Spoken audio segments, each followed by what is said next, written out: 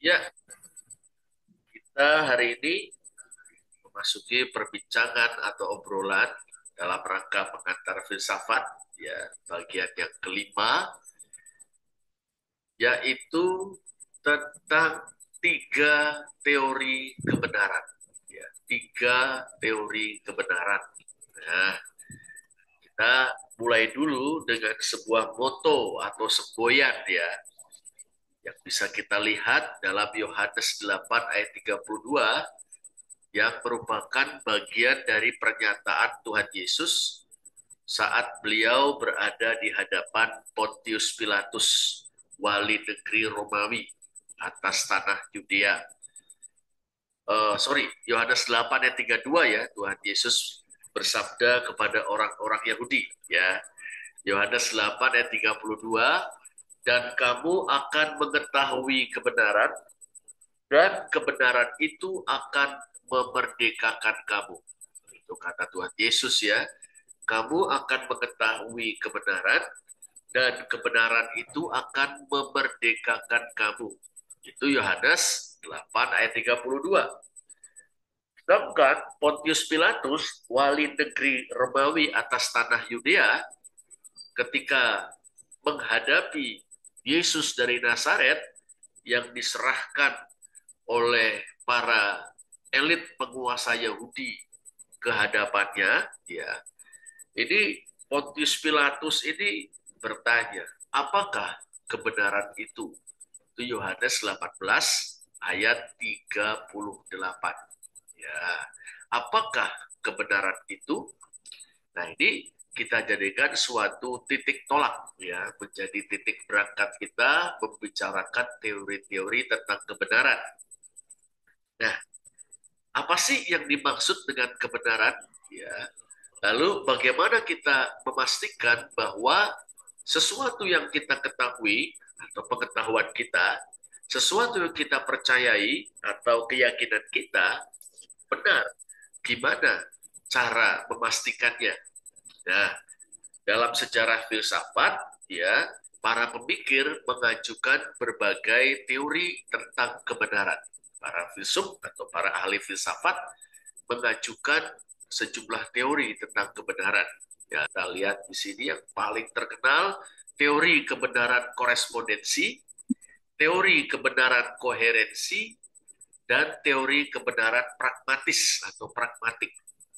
Iya, jadi ini tiga teori yang paling terkenal tentang kebenaran. Sekarang kita coba lihat secara singkat ya, satu demi satu nih.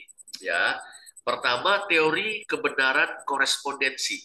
Kita pasti tahu ya istilah korespondensi mengingatkan kita pada surat menyurat. Ya, dulu pada waktu Pak Rudi masih muda, ya berkorespondensi, mengirim surat dan menerima surat kepada teman atau sahabat ya, serta menerima surat dari teman atau sahabat itu.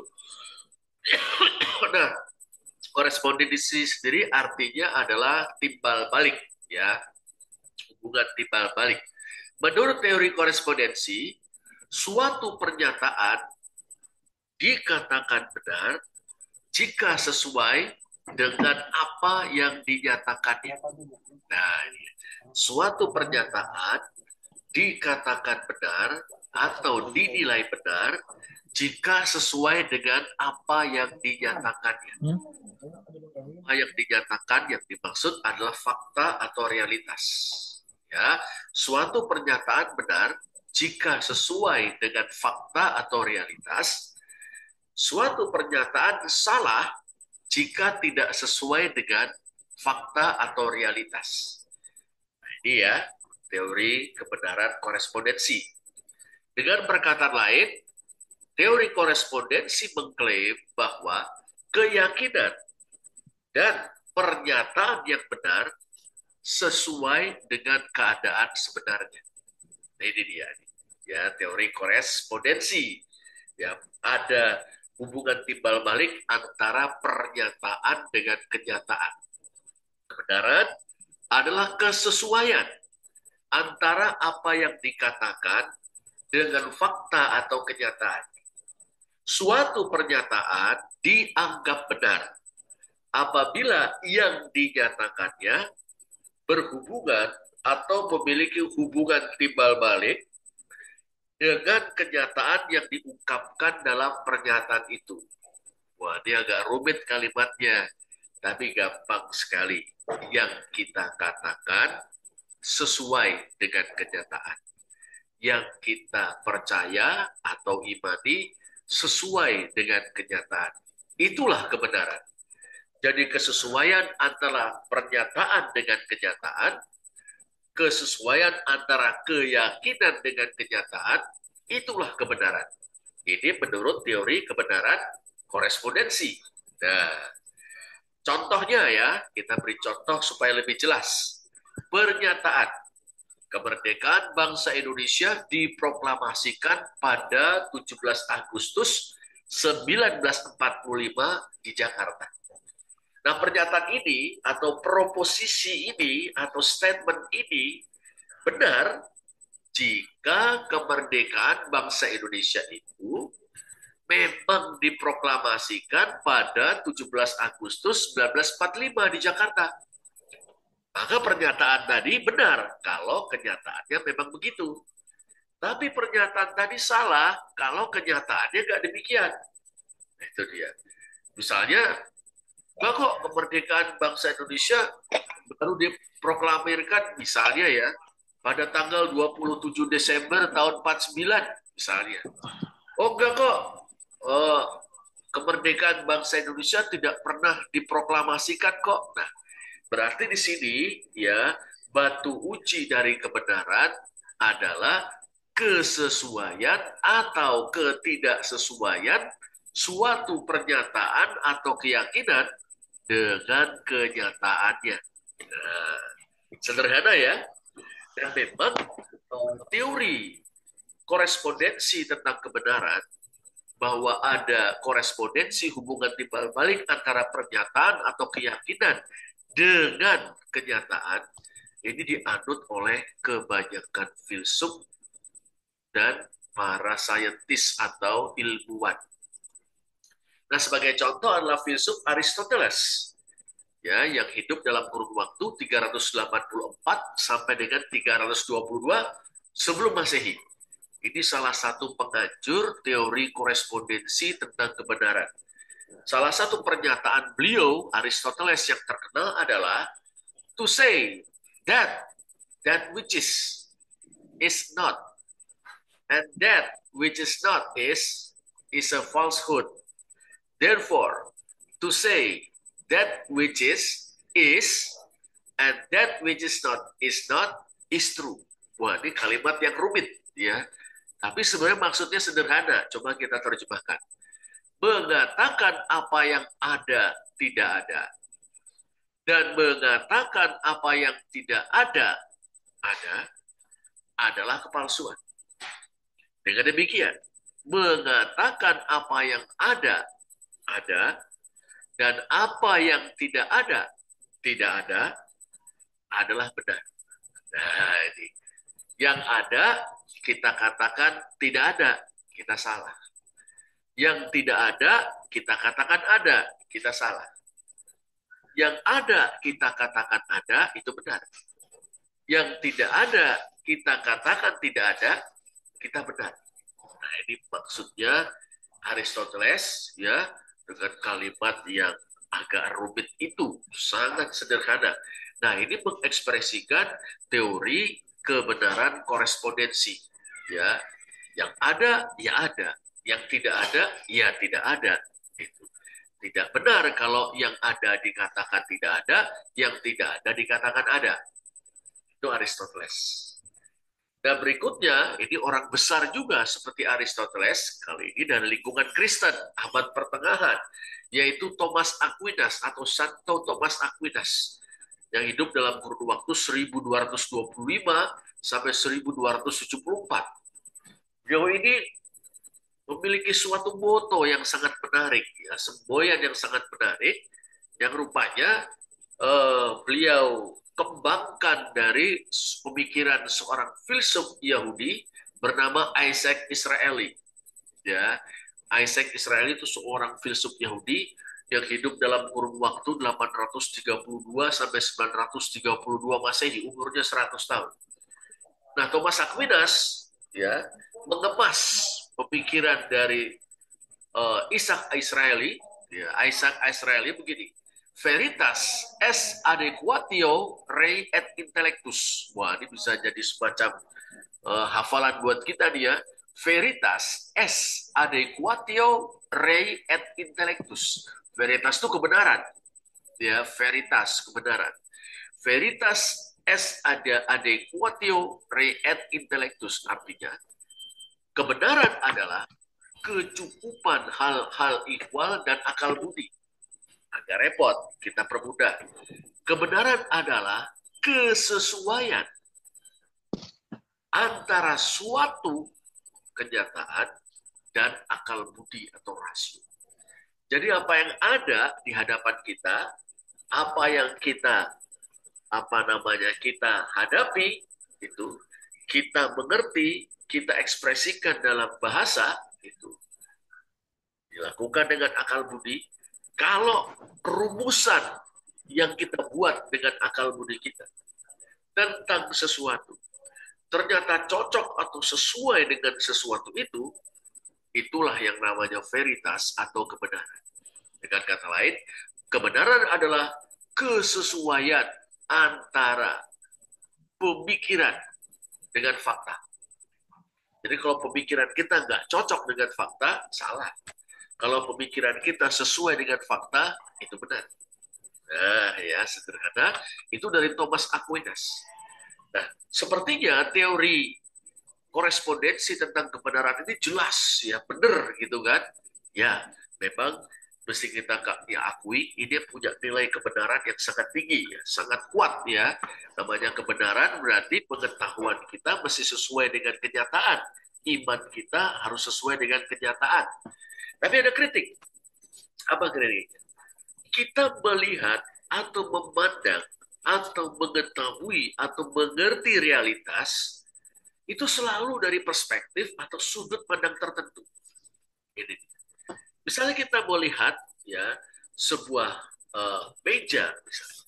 Kita pasti berdiri pada satu titik tertentu yang memungkinkan kita untuk melihat meja itu, tapi sekaligus memustahilkan kita untuk melihat segala sisi dari meja itu.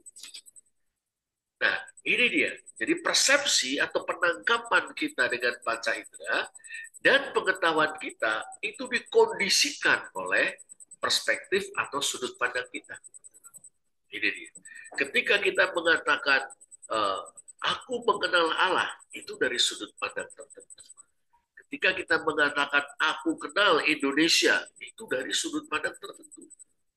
Nah, yang namanya perspektif atau sudut pandang itu memungkinkan pengetahuan atau memungkinkan terciptanya atau tercapainya pengetahuan, tapi sekaligus membatasi pengetahuan. Mengapa? Namanya perspektif membuat kita bisa melihat sesuatu, ya, tentu dari sudut pandang tertentu. Tapi karena kita melihat dari sudut pandang tertentu, kita tidak bisa melihat sesuatu secara keseluruhan. Kita mesti bergeser ke sudut pandang yang lain. Nah, ini ya namanya paradoks perspektif. Perspektif itu memungkinkan pengetahuan sekaligus membatasi pengetahuan. Jadi, kita tidak dapat sepenuhnya mengetahui realitas. Jadi, teori korespondensi tentang kebenaran memang ada benarnya, tapi harus diingat kita tidak bisa tahu kebenaran tentang sesuatu 100%, ya, semua sisi. Tidak bisa. Karena kita selalu melihat dari perspektif tertentu. Nah, sekarang kita berkenalan dengan teori yang kedua, yaitu teori kebenaran koherensi. Nah, koherensi ya artinya nyambung atau taat asas. Ya, gampangnya begitu ya, nyambung.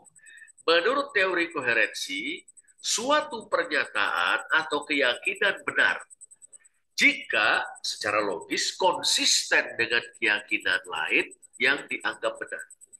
Jadi suatu keyakinan salah jika tidak konsisten atau bertentangan dengan keyakinan lain yang sudah dianggap benar. Nah, ini dia nih ya. Maka kita harus meragukan klaim yang saat ini tidak konsisten dengan keyakinan kita yang lain. Nah, maksudnya gimana sih? Ya, coba kita lihat lebih dulu ya, lebih dalam. Kebenaran tidak ditemukan dalam kesesuaian antara pernyataan dan keyakinan. Kenyataan. Itu teori korespondensi. Tapi kalau menurut teori korespondensi, kebenaran ditemukan dalam kesesuaian antara pernyataan baru dengan pernyataan yang sudah ada sebelumnya.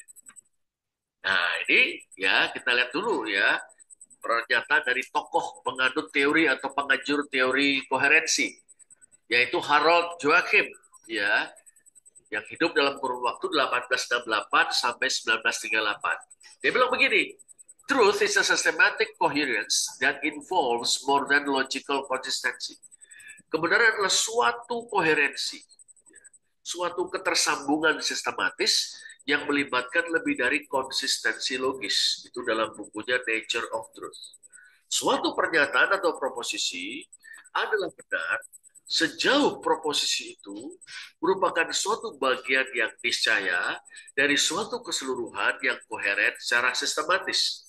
Jadi dibayangkan adalah sebuah sistem, ya, ada suatu teks misalnya yang merupakan sebuah apa namanya, sebuah kesatuan wacana atau pemikiran, ya, di mana kebenarannya itu bergantung pada hubungan yang saling kait-mengait di antara kalimat-kalimat, pernyataan-pernyataan atau proposisi-proposisinya. Nah, ini terutama teman-teman sangat penting sekali ya saat misalnya kita membuat paper atau menyusun skripsi, ya. Ini kebenaran tentang koherensi, kebenaran koherensi menjadi sangat penting, ya, menjadi sangat menentukan. Jadi papernya, idenya bagus gitu kan, tetapi tidak disajikan secara runtut, tidak disajikan dengan logika yang runtut, yang nyambung kalimat demi kalimat, itu mesti makalahnya tidak dapat bagus. Nah, sekarang kita lihat ya contohnya. Ada suatu statement, manusia diselamatkan semata-mata oleh anugerah Allah. Ajaran Kristen ya, we are saved by grace, kita diselamatkan oleh anugerah Allah. Bahkan we are saved by grace alone, kita diselamatkan hanya anugerah Allah semata.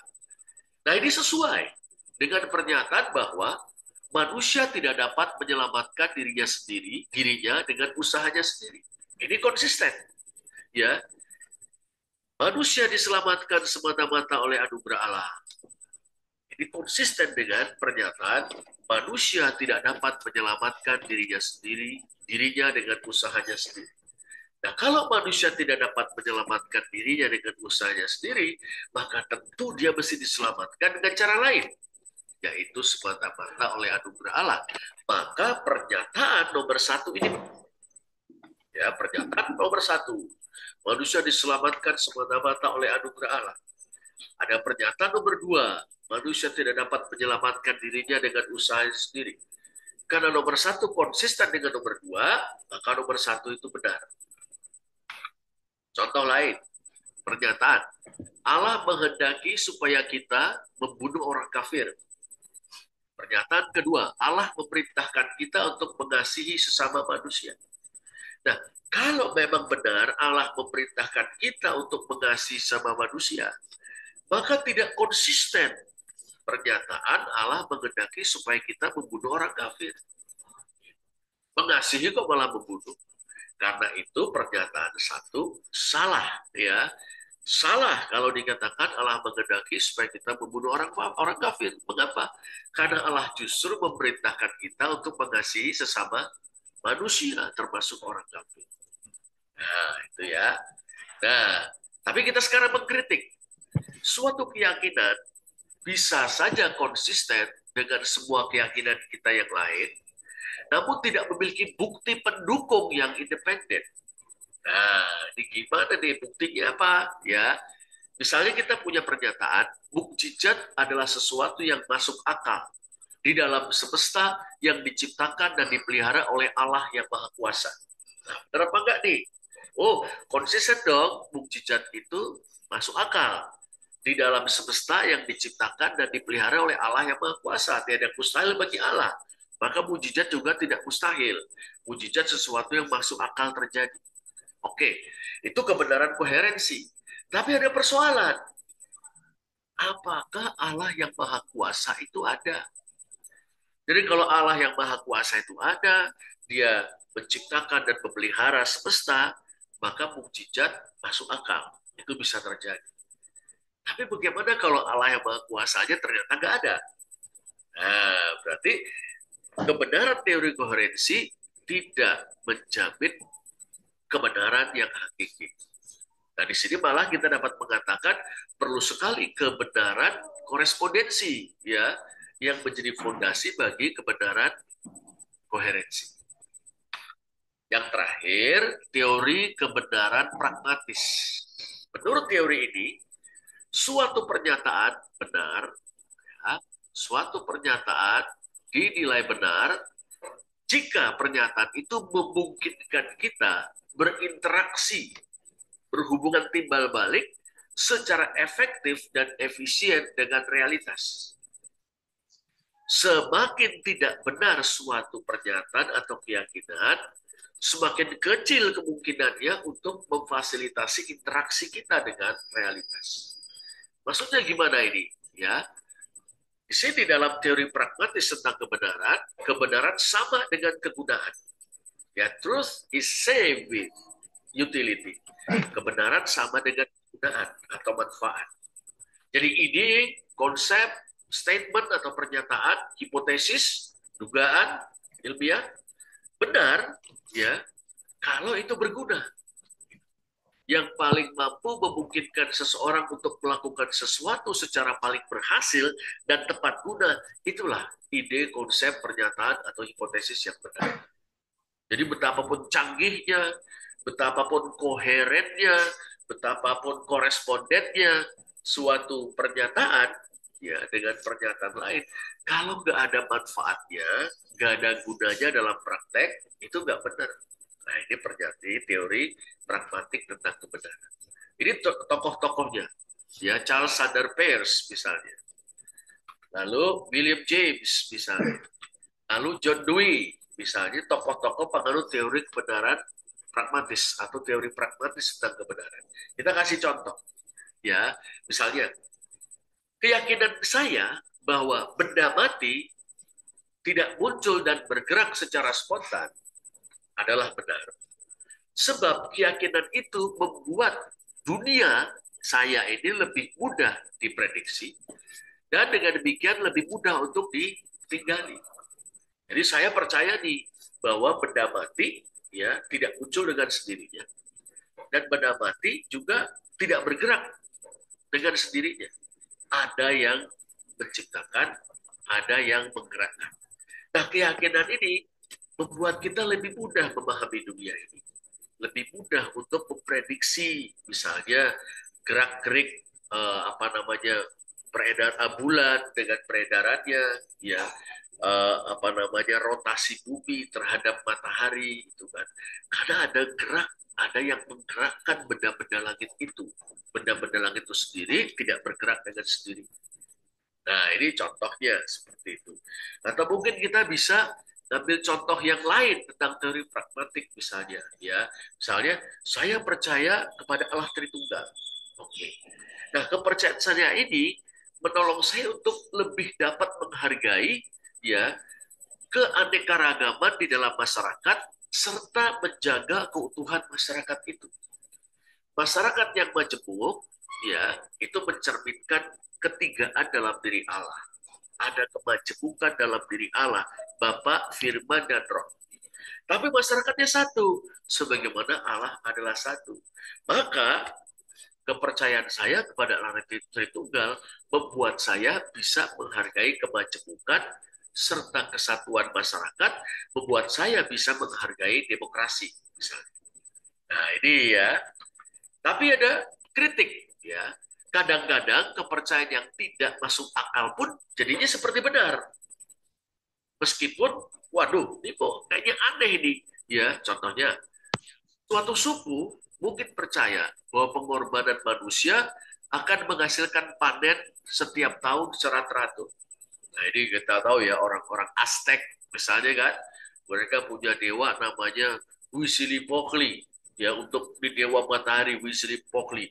Ini orang Aztec ya di apa namanya Amerika Tengah gitu kan. Nah, mereka punya upacara yaitu mempersembahkan jantung manusia itu jadi tawanan yang ditangkap misalnya atau dari warga yang merelakan diri itu kan di untuk dipersembahkan sebagai korban kepada Huitzilopochtli ya disembelih lehernya kemudian dibuka dadanya jantungnya diambil dipersembahkan kepada dewa matahari itu untuk menjamin hujan secara teratur menjamin kesuburan tanah menjamin waktu-waktu panen secara teratur. Nah, buat kita itu keyakinan yang absurd ya bahkan biadab itu. Tapi kalau menggunakan teori pragmatis loh, tapi kan itu benar. Karena setiap tahun panen terjadi, hujan teratur, tanah subur, panen juga teratur. Nah, padahal panen memang apa namanya? Memang tanah menghasilkan panen setelah pengorbanan manusia. Tapi bukan berarti karena ada pengorbanan itu. Jadi saya ada suatu cacat logika. Sesuatu yang datang setelah sesuatu belum tentu disebabkan oleh sesuatu yang sebelumnya. Nah, ini ya. Nah, ini eh, kritik terhadap misalnya teori pragmatis tentang kebenaran. Sesuatu yang terjadi sesudah sesuatu yang lain dilakukan bukan berarti terjadi oleh karena sesuatu yang lain itu dilakukan. Itu hanya hubungan kronologi, bukan hubungan sebab akibat. Nah, inilah perkenalan singkat kita dengan tiga teori kebenaran, kebenaran, teori korespondensi tentang kebenaran, teori koherensi tentang kebenaran, dan teori pragmatis tentang kebenaran.